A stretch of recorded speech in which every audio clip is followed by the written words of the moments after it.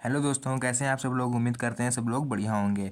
स्वागत है आपका फिर से इस नई वीडियो में। तो आज की इस वीडियो में हम लोग बात करने वाले हैं भौतिक विज्ञान यानी कि फिजिक्स क्लास 12th में, जो आप लोग को इससे पहले पार्ट 1 मिल चुका है, उसी का पार्ट 2 आज आप लोग को मिलने वाला है।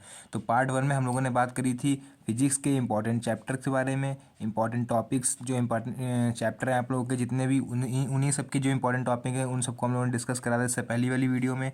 तो आज आप लोग को उसी के आगे नोट्स मिलने वाले हैं।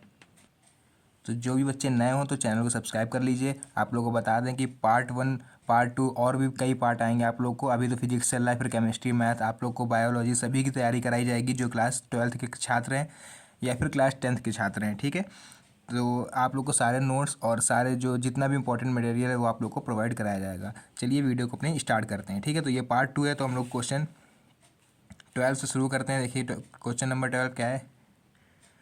आवेशित कण के अनुगमन वेग तथा धारा घनत्व में क्या संबंध है। ठीक है, तो इसका फॉर्मूला होता है, ये फॉर्मूला पूछा जाता है आप लोग से 2 नंबर में, तो सीधा लिख सकते हो J=NEVD। ठीक, ये हो रहा है अपना फॉर्मूला हो जाएगा इतना। देखिए 2 नंबर में पूछा जाएगा तो ज़्यादा आप लोग को इसमें विस्तार से बढ़ा के लिखने की ज़रूरत नहीं है कि पूरा अपने पूरा एक पन्ना भर डाला। 2 नंबर में पूछा जाएगा, एक लाइन में आप आंसर ख़त्म कर सकते हो। कोई इंपॉर्टेंट नहीं है कि आप 5 से 6 लाइनों में ख़त्म करो। ठीक है, आगे देख लेते हैं क्या है। गतिशीलता किसे कहते हैं। गतिशीलता देखिए क्या होती है, डिफिनेशन यहाँ पे लिखी हुई है नीचे। किसी चालक के अनुगमन वेग तथा वैद्युत क्षेत्र के अनुपात को हम लोग गतिशीलता कहते हैं। ठीक है, दो क्वेश्चन मेरे खत्म हो गए। तीसरा क्वेश्चन देख लेते हैं क्या है। तीसरा क्वेश्चन देख लीजिए आप लोग, ये देखिए तीसरा क्वेश्चन आप लोग को दिख रहा होगा कि एक समान चुंबकीय क्षेत्र में गति करते हुए आवेशित कण पर लगने वाले बल का सूत्र। तो इसमें नॉर्मली सूत्र पूछा गया है। ठीक है, ठीक है, तो इसमें हमने क्या करेंगे, केवल सूत्र लिख देंगे। सूत्र क्या होता है इसका फॉर्मूला, F=QVV sin थीटा। जहाँ पर F तो आप लोग को पता है फोर्स हो जाएगा, बल हो जाएगा। ठीक है, Q क्या होता है, कण का आवेश, V क्या हो जाएगा आपका, कण का वेग, और ये वाला जो V होगा उसको हम लोग बोलेंगे चुंबकीय क्षेत्र। ठीक है, sin थीटा तो वो एंगल होता है। ठीक है, इससे मतलब नहीं है। आप लोग कोई फॉर्मूला लिखने के बाद ये भी लिख देना है नीचे कि किसको हम लोग किस चीज़ से रिप्रेजेंट कर रहे हैं। देखते हैं अपना जल्दी से अगला क्वेश्चन। ठीक है, अब देखिए आपको दिख रहा होगा चुंबकीय याम्योत्तर की परिभाषा दीजिए। एक आप लोग का चुंबकीय याम्योत्तर होता है और यहाँ पर एक हम लिख दे रहे हैं आप लोग को, एक होता है हमारा भौगोलिक याम्योत्तर। ठीक, तो ये दोनों क्वेश्चन आप लोग को अच्छे से तैयार कर लेने हैं। ठीक है, ये भौगोलिक याम्योत्तर ही आपका 5 नंबर में पूछा जाएगा। चुंबकीय याम्योत्तर है बड़ा क्वेश्चन, लेकिन 2 नंबर में पूछा जाएगा, तो आपको ऐसे बना के लिख देना है। क्या कह रहा है देखिए इसमें परिभाषा सी क्या है, किसी स्थान पर अपने गुरुत्व केंद्र से स्वतंत्रता पूर्वक लटकाई गई चुंबक के चुंबकीय अक्ष से गुजरने वाले ऊर्ध्वाधर तल को हम लोग चुंबकीय याम्योत्तर कहते हैं। ठीक है, तो ये क्वेश्चन मेरे फिनिश हो गए। अब देखते हैं अगले क्वेश्चन क्या है। ठीक है, अगला क्वेश्चन देखिए क्या है, चुंबकीय फ्लक्स का मात्रक व बीमा लिखिए। ठीक है, देखिए जल्दी जल्दी क्वेश्चन को खत्म कर रहे हैं क्योंकि टाइम आपके पास भी नहीं होगा। आप लोग पढ़ाई से समय निकाल के देखने आए हो, यहाँ पर कुछ सीखने आए हो, तो मेरा उद्देश्य ये रहेगा कि आप लोग कुछ सीख के जाओ। ठीक है, फालतू का यहाँ पे समय नहीं बर्बाद करते हैं, जल्दी जल्दी अपनी वीडियो को ख़त्म करते हैं और समझते हैं कौन कौन से इंपॉर्टेंट क्वेश्चन हैं जो हमें अच्छे से अच्छे नंबर दिला सकते हैं। क्वेश्चन क्या है, चुंबकीय फ्लक्स का मात्रक और बीमा लिखनी है आपको। आपने हेडिंग डाली, साइड हेडिंग मात्रक। मात्रक इसका होता है न्यूटन मीटर अपॉन एम्पियर। ठीक है, तो आप लोग इसको ऐसे इंग्लिश में भी लिख सकते हो, न्यूटन मीटर अपॉन एम्पियर। या इसका नॉर्मल फॉर्म होता है वेवर। सबसे फेमस नाम आप लोगों ने सुन रखा होगा वेवर। ठीक है, तो वेवर भी इसका होता है किसका, चुंबकीय फ्लक्स का। और बीमा क्या होती है, ML2T2A-1। ठीक है, यहाँ तक क्लियर हो गया। अब बढ़ते हैं आगे। तो आगे देख लीजिए क्या है कि प्रत्यावर्ती धारा के वर्ग माध्य मूल मान जो आपका IRMS होता है और I0 के बीच में संबंध। ये क्वेश्चन 2 तरह से आपसे पूछा जा सकता है। एक इस तरह से भी पूछ सकता है कि IRMS व I0 के बीच संबंध बताइए। ठीक, के बीच रिलेशन। तो आपको उसका आंसर यही लिख देना है। ठीक है, I0 इसको हम लोग क्या बोलते हैं, शिखर मान। ठीक, इसको बोलते हैं शिखर मान। इसको हम लोग बोलते हैं वर्ग माध्य मूल। ठीक, वर्ग माध्य मूल। तो R for root, M mean square. ठीक है, रूट मीन वैल्यू। अब देख लेते हैं आगे। आगे बढ़ने से पहले आप लोग को बता दें कि जो लोग नए हो तो चैनल को सब्सक्राइब करके रखिएगा, क्योंकि थर्ड पार्ट आप लोग को बहुत जल्दी मिलने वाला है, वो होने वाला है न्यूमेरिकल का। तो ऐसे इंपॉर्टेंट न्यूमेरिकल आप लोग को बताए जाएंगे। मात्र 20 से 25 न्यूमेरिकल आप लोग को बताए जाएंगे और गारंटी के साथ बता दें कि आप लोग को उसमें से 3 से 4 क्वेश्चन देखने को मिल जाएंगे। तो चैनल को सब्सक्राइब करके आज ही चैनल से जुड़ जाइए, ये मौका मिस ना करिए, और वीडियो को लाइक करके कमेंट बॉक्स में अच्छा सा कमेंट डाल दीजिए। तब तक देख लेते हैं हम लोग अगला क्वेश्चन।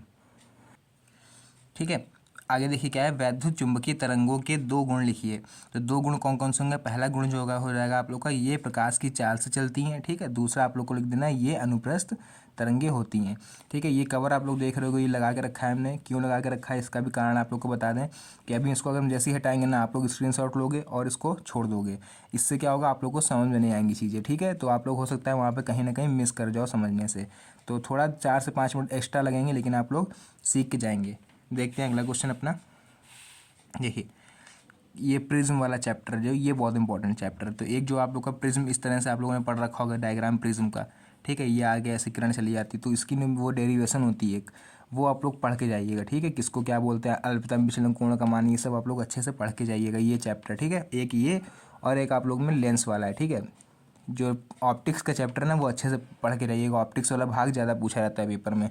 ऑप्टिक्स में क्या आता है, लेंस, ठीक है, मानव नेत्र और ये प्रिज्म। ठीक है, और वो खगोलीय दूरदर्शी वाले, ये 3-4 चैप्टर आपको अच्छे से तैयार करके जाने हैं। देखते हैं क्या है, किसी पतले प्रिज्म द्वारा उत्पन्न विचलन कोण का सूत्र लिखिए।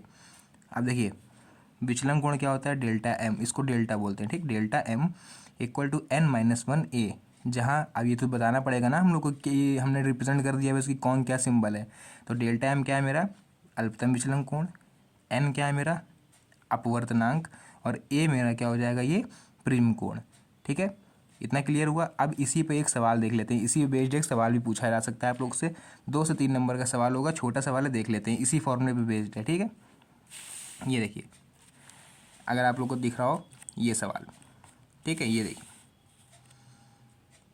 एक पतले प्रिज्म का प्रिज्म कोण 4 डिग्री है तथा इसके पदार्थ का अपवर्तनांक 1.5 है, तो न्यूनतम विचलन कोण ज्ञात कीजिए। अब देखिए, इस तरह का सवाल अगर आ गया पेपर में, तो हम लोग सबसे पहले क्या करेंगे, वो देख लीजिए आप लोग। क्या कह रहा है, एक पतले प्रिज्म का प्रिज्म कोण, तो प्रिज्म कोण मेरा क्या है, देखिए यहाँ पर ए, तो ए इक्वल टू हमको कितना दिया हुआ है यहाँ पर, 4 डिग्री। ठीक, तथा अपवर्तनांक, अपवर्तनांक मतलब एन, तो एन हमको कितना दिया हुआ दोस्तों, 1.5। ठीक है, क्या निकालना है, न्यूनतम विचलन कोण या फिर अल्पतम विचलन कोण। तो हमें डेल्टा एम यहाँ पर फाइंड करना है। फॉर्मूला हमने क्या पढ़ के रखा है, delta M equal to n-1 into a, तो यही हमको निकालना ही है। एन मेरा कितना है, 1.5 माइनस का 1, और ए कितना हो जाएगा, 4 डिग्री इंटू, तो 1.5 में से 1 चला जाएगा, 0.5 बचेगा, इंटू 4। तो जब 0.5 को हम लोग 4 से मल्टीप्लाई करेंगे तो कितना रहेगा, 2। ठीक है, तो अल्पतम विचलन कोण जो मेरा आएगा उसका आंसर कितना आएगा, 2। देखिए, छोटा सवाल है, पूरा फॉर्मूला बेस्ड है। फॉर्मूला अगर नहीं याद होगा आपको ये वाला, तो आप लोग नहीं कर पाओगे। तो इसीलिए ये फॉर्मूला स्क्रीनशॉट आप ले लो सवाल का, प्रैक्टिस करिए घर पर, बुक में, अवतार में, विद्या में, कहीं पर भी ऐसे क्वेश्चन दिखे आप लोग प्रिज्म के क्वेश्चनों की, जितनी ज़्यादा प्रैक्टिस करेंगे उतना आप लोग को फ़ायदा मिलेगा। कहाँ पर, बोर्ड एग्जाम में। ठीक है, तो बढ़ते हैं अपने आगे क्वेश्चनों पर। अब देखिए क्या है, ये एक और सवाल आप लोग को दिखेगा। ये दो मेन फार्मूले, दो ही फार्मूले हैं, लेकिन बहुत सॉलिड फार्मूले हैं। ठीक है, प्रिज्म में, और आप लोग को आसानी से याद भी हो जाएंगे। एक ये फार्मूला, एक अभी जो आप लोग पीछे पढ़ के आए हो ये वाला फार्मूला। ठीक है, ये दो फार्मूले आप लोग याद करने हैं। ठीक है, इसी में आपका काम पूरा फिनिश हो जाएगा। क्या कह रहा है, किसी प्रिज्म के पदार्थ के अपवर्तनांक का सूत्र अल्पतम विचलन कोण तथा प्रिज्म कोण के पदों में लिखिए। इसका मतलब क्या है कि उसमें क्या क्या होना चाहिए, विचलन कोण मतलब डेल्टा एम, और क्या कह रहा है, प्रिज्म कोण मतलब ए। तो ये दोनों इन्वॉल्व होने चाहिए, मतलब डेल्टा एम और ए होना चाहिए, ऐसा फॉर्मूला आप लोग को लिखना है। तो अपवर्तनांक इक्वल टू मतलब N equal to sine A plus delta M upon 2, upon में साइन ए अपॉन 2। जहाँ पर एन आप लोग को पता ही है अपवर्तनांक है, डेल्टा एम आप लोग को पता है न्यूनतम विचलन कोण या फिर अल्पतम विचलन कोण, ए आप लोग को पता है प्रिज्म कोण। ठीक है, बस अब इस पर मान लीजिए कोई सवाल आ गया आप लोग को, और यहाँ पर क्या पूछ रहा है, अपवर्तनांक पूछ रहा है, तो डायरेक्ट आप लोग को ये लगा देना है। और इसके लिए बिल्कुल भी परेशान ना होइएगा, क्योंकि ये साइन आप लोग को दिया है, तो हो सकता है साइन 5 डिग्री आ जाए। ठीक, तो हम लोगों ने साइन 5 का मान तो पढ़ा नहीं है, हमने किसका मान पढ़ा है, 0, 30, 45 है ना, 60, वो तो याद नहीं होता है यार, ये कहाँ से याद हो जाएगा। तो इसके लिए डरने की जरूरत नहीं है, आप लोग को पेपर में लास्ट में इसकी वैल्यू दी रहेगी। ठीक है, जैसे साइन 5, ठीक, या फिर साइन 17 डिग्री, तो इन सब की वैल्यू आप लोग को लास्ट में गिवन रहेगी। तो इसके लिए परेशान होने की ज़रूरत नहीं है। देख लेते हैं अपना आखिरी और लास्ट क्वेश्चन क्या कह रहा है हमसे, दी ब्रोगली सिद्धांत।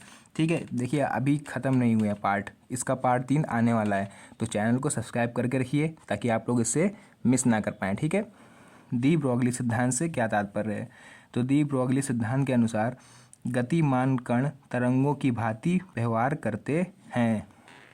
मतलब गतिमान कण कैसे होंगे, गतिमान कण ये आप लोग मान लीजिए ये चल रहा है, इस तरह से कोई कण चल रहे हैं, ठीक है, तो इनका कहने का मतलब है दी ब्रोगली का कि इस तरह से चलेंगे कण, ये इस तरह से चलेंगे। ठीक है, ये इस तरह से आप लोगों ने पढ़ रखे होंगे, इस तरह से ये होती दी ब्रोगली तरंग दैर्घ्य। ठीक है, तो दी इसका भी नाम से एक और याद आ गया, दी ब्रोगली तरंग दैर्घ्य, वो भी आप लोग को फिनिश करके रखना है।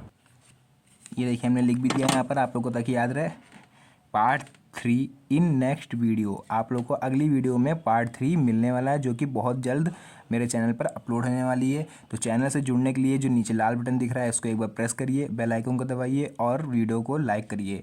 मिलते हैं नेक्स्ट वीडियो में एक बहुत ही इंटरेस्टिंग टॉपिक के साथ। जो पार्ट 3 होने वाला है दोस्तों, वो बहुत ही इंपॉर्टेंट होने वाला है, क्योंकि पेपर में सबसे इंपॉर्टेंट जो होते हैं वो लास्ट के चैप्टर्स होते हैं। ठीक है, लास्ट के चैप्टर से सबसे ज़्यादा पूछा जाता है, तो वो आप लोग मिस ना करो। इसलिए पार्ट 3 के लिए आप लोग चैनल को सब्सक्राइब करके जुड़ सकते हो। और अगर वीडियो अच्छी लगी हो तो एक लाइक भी यार कर दीजिएगा, बहुत मेहनत से आप लोग के लिए लिख के बनाई ये वीडियो।